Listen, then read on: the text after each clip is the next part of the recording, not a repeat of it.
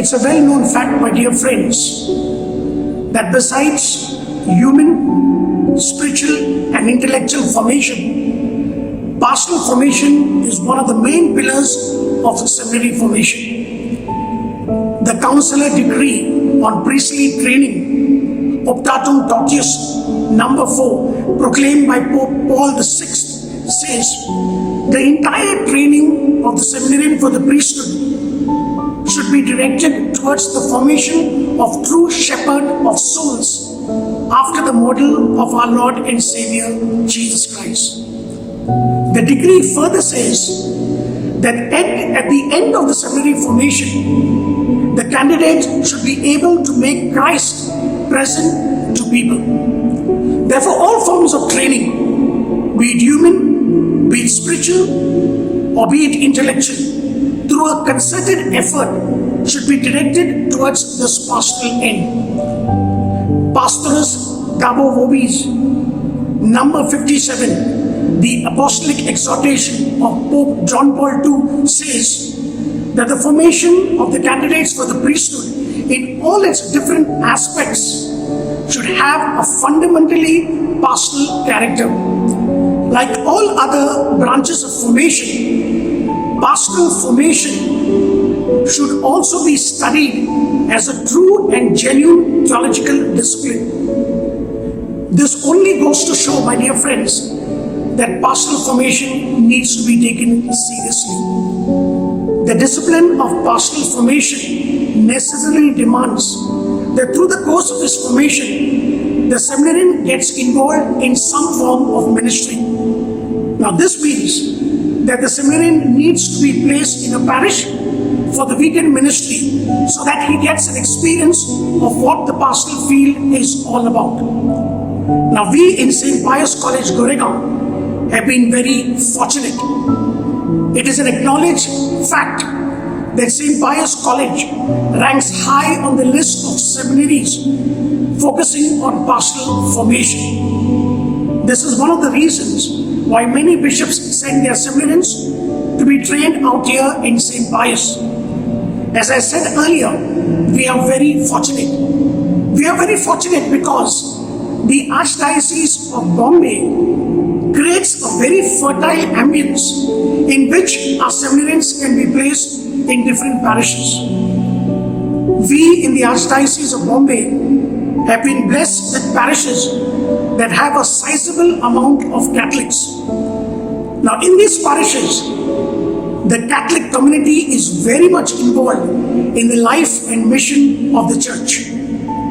We have a diverse pastoral situations. We speak a number of languages, and each parish from time to time comes up with various pastoral initiatives and activities. And we in St. Pius have taken advantage of this beautiful ambience to make our pastoral formation very rich and meaningful. We have what is called in St. Pius a graded pastoral formation. What do I mean by a graded pastoral formation? In the first year, which is the propedeutic year, our seminarians get involved with ministry to the sick, to the old and the infirm. They go to various houses to help different kinds of people. In the first year of philosophy, the seminarians get involved in the field of catechetics. They are sent to different parishes where they get involved with Sunday school as well as with the Association of Altar Servants.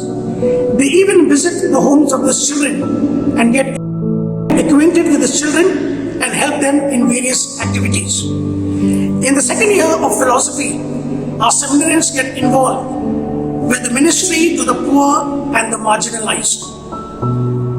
They are involved in community centers and in NGOs. And it is very edifying that our seminarians mostly work with people of other faiths. First year of theology, our seminarians get involved with basic Christian communities. The parishes assign them 3 or 4 basic Christian communities. Our seminarians are then involved in these communities, visiting people, visiting their homes, attending meetings, and get even involved in various issues. In the second year of theology, our seminarians are involved with a very important ministry, and that is youth animation. They attend youth meetings, they visit the homes of our youth, and they get also involved in many youth activities. They are part of the parish youth animation team as well as the parish youth council.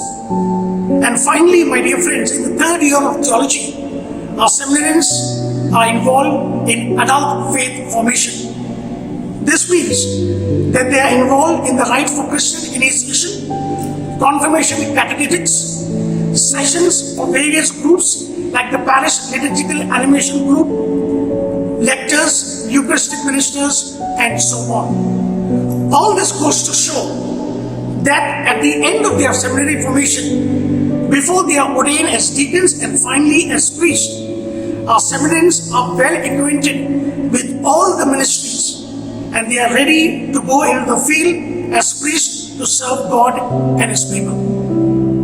My dear friends, it gives me great joy to know that our pastoral formation enables our seminarians to make Christ present to people. It enables them to be true shepherd of souls.